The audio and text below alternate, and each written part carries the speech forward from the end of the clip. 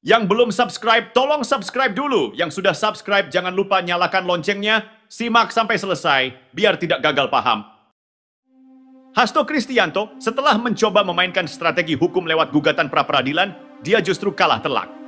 Itu artinya, apa yang dia harapkan sebagai cara untuk menghindar dari jerat hukum malah berbalik menjadi bumerang. Pada 13 Februari 2025, Hakim Tunggal Pengadilan Negeri Jakarta Selatan, Chu Yamto, dengan tegas membacakan keputusan yang menolak gugatan pra-peradilan yang diajukan Hasto. Alasannya, gugatan tersebut dianggap kabur dan tidak jelas. Keterangan hakim ini cukup tajam. Hasto dan tim hukum yang mendampinginya gagal menjelaskan dengan gamblang apa yang ingin mereka pertanyakan dalam proses hukum yang dilakukan oleh KPK. Mereka mencoba mempermasalahkan penetapan tersangka, penggeledahan, hingga penyitaan yang dilakukan KPK, tapi ternyata argumen mereka tidak meyakinkan. Bukan hanya soal prosedur, Hasto sepertinya ingin menciptakan narasi bahwa KPK bertindak sewenang-wenang dalam menangani kasusnya. Namun, hakim malah memandang bahwa tuduhan tersebut lebih kepada strategi politik, bukan soal hukum yang substansial.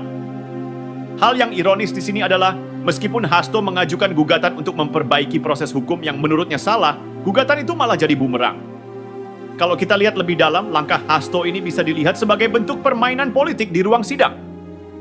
Dia mencoba memanfaatkan ruang hukum untuk memperlihatkan diri sebagai korban, untuk mendapatkan simpati publik, atau bahkan untuk memperlambat proses hukum.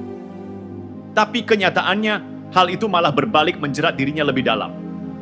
Gugatan pra-peradilan yang semula dia harapkan bisa jadi senjata untuk menyelamatkan dirinya, justru berakhir dengan kegagalan. Ini bukan hanya soal masalah hukum, tetapi tentang bagaimana seseorang yang biasa bermain di arena politik bisa merasa bahwa kekuasaan politik akan memberi dia keuntungan lebih di ruang hukum.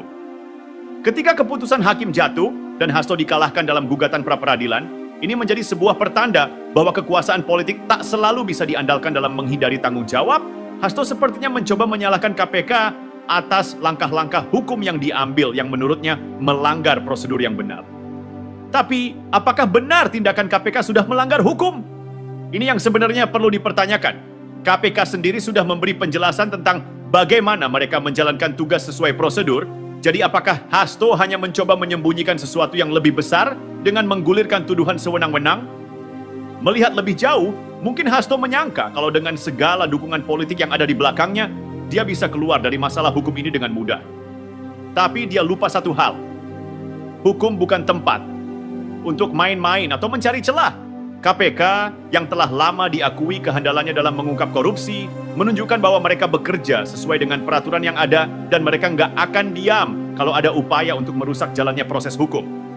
Gugatan pra-peradilan Hasto hanyalah salah satu babak dalam kisah panjang ini, dan kegagalannya di pengadilan menjadi sebuah pengingat bahwa dalam kasus hukum, siapapun, bahkan yang berkuasa sekalipun, tetap harus mempertanggungjawabkan perbuatannya.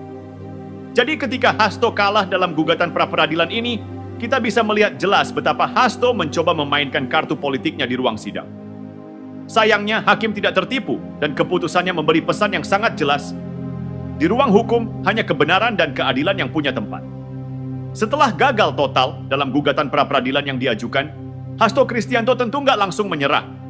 Ini belum berakhir, malah jadi pertarungan yang lebih besar. Hasto, yang selama ini dikenal sebagai orang yang enggak takut dengan tantangan, pasti nggak bakal tinggal diam setelah gugatan hukumnya ditolak. Tapi meskipun dia punya banyak kuasa dan pengaruh di PDIP, di dunia hukum, semua itu nggak ada artinya.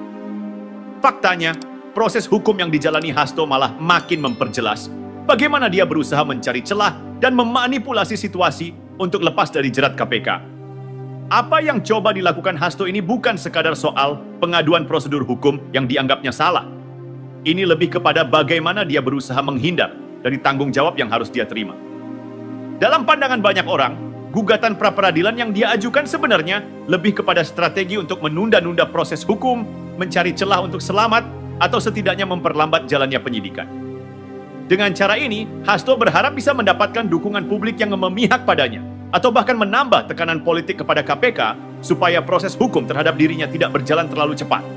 Hasto mungkin merasa bisa bermain dengan politik untuk mengubah jalan kasus ini, tapi hukum tetap punya jalannya sendiri.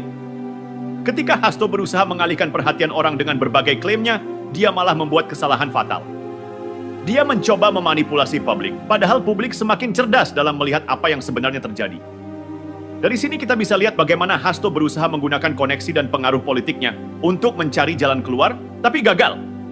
Di dunia politik, kekuasaan seringkali jadi alat untuk menghindari masalah atau untuk melawan kekuatan lain, tapi di ruang hukum itu nggak berlaku. Hasto mungkin berasumsi bahwa dengan posisinya yang kuat di PDIP, dia bisa menekan KPK atau bahkan mengubah arah penyidikan.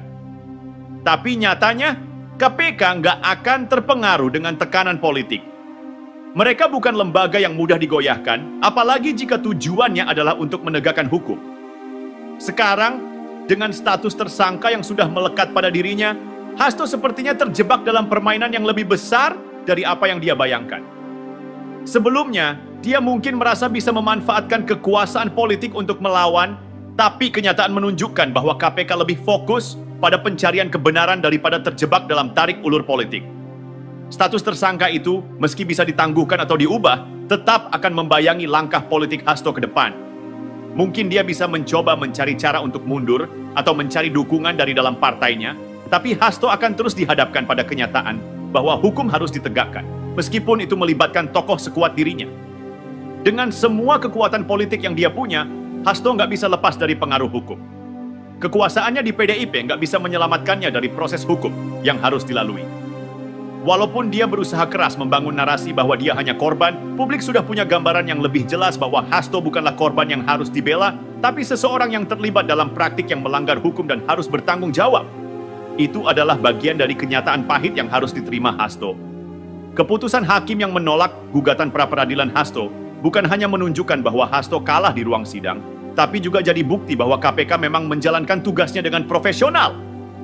Keputusan itu seperti menampar Hasto dan orang-orang yang berpikir bahwa mereka bisa menggunakan kekuatan politik untuk mengubah jalannya hukum. Hasto mungkin berasumsi bahwa statusnya sebagai sekjen PDIP bisa memberi dia keuntungan dalam menghadapi KPK, tapi kenyataannya, hukum lebih besar dari sekadar permainan politik semacam itu. Bahkan dengan posisi tinggi di partai, Hasto tetap harus berhadapan dengan hukum yang tidak mengenal status atau kedudukan. Penetapan tersangka Hasto pada 24 Desember 2024 terkait kasus Harun Masiku. Dan perintangan penyidikan semakin mengungkapkan bagaimana Hasto mencoba berkelit dari tanggung jawab, meskipun dia berusaha keras untuk mengalihkan perhatian dan merusak citra KPK dengan berbagai klaim, proses hukum tetap berjalan. Keputusan hakim yang menolak gugatan pra-peradilan hanya memperkuat posisi KPK bahwa mereka telah melakukan semua prosedur sesuai aturan yang ada. Ini adalah langkah tegas bahwa hukum tidak akan bisa dibengkokkan oleh politik. Tapi ini belum berakhir. Keputusan hakim hanya jadi satu babak dalam cerita panjang ini. Dengan status tersangka yang sudah melekat pada Hasto, KPK nggak akan berhenti. Mereka nggak bakal terpengaruh dengan segala usaha untuk menggoyahkan mereka. Hasto mungkin masih bisa mencoba mencari celah di pengadilan, atau bahkan menggunakan jalur politik untuk menekan KPK. Tapi di akhir hari, proses hukum akan tetap berjalan. KPK udah menunjukkan mereka nggak takut menghadapi tekanan, dan mereka nggak akan mundur dari tujuan utama mereka, yaitu memberantas korupsi tanpa pandang bulu.